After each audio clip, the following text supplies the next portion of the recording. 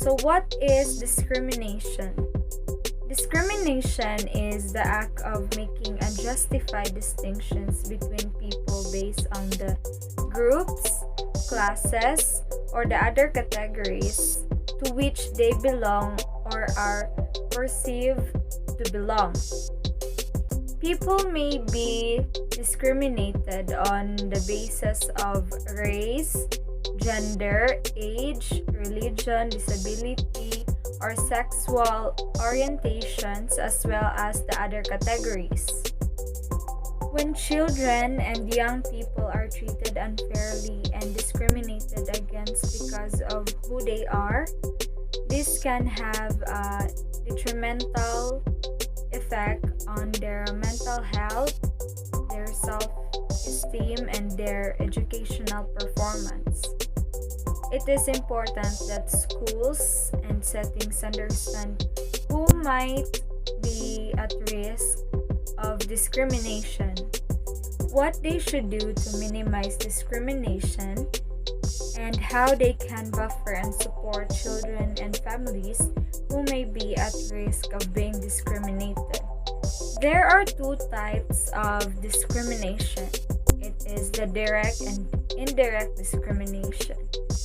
Direct discrimination is when a person is treated differently at school or their community because of one or more of the above characteristics. While the indirect discrimination is when a person is treated in the same way as the other people, but it has an adverse effect on the person because of who they are. So for example, if a school policy is implied in the same way to everyone, but as a result puts a disabled person at a disadvantaged situation, being discriminated is a risk factor for poor mental health. Children, young people, or everyone who experience discrimination will be affected and react in different ways. This often depends on the following: how confident a person is to ask for help, the level of support a person receives, and the number of the other risk factors a person faces, and how resilient a person is.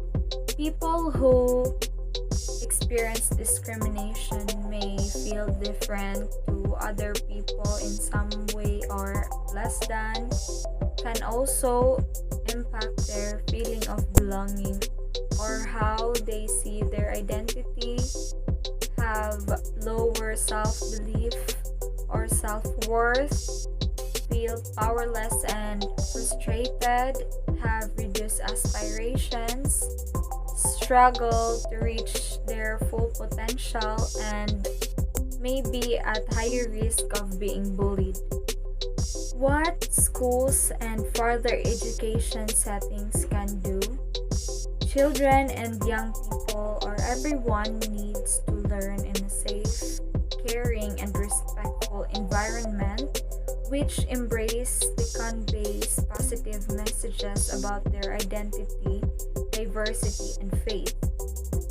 This feeling of belonging is important to their well-being and to their academic achievements. Schools and settings can start developing tolerance early in all students by using health and well-being lessons as well as other cross-curricular activities to help everyone learn about diversity and cultures, including their faiths. Developing good relationships and understand the importance of respecting others. Developing their social and emotional skills through collaborating and learning about empathy. Always remember that respect is a two-way street. If you want to get it, you must give it. I believe in human beings and that all human beings should be affected as such regardless of who they are and what they are.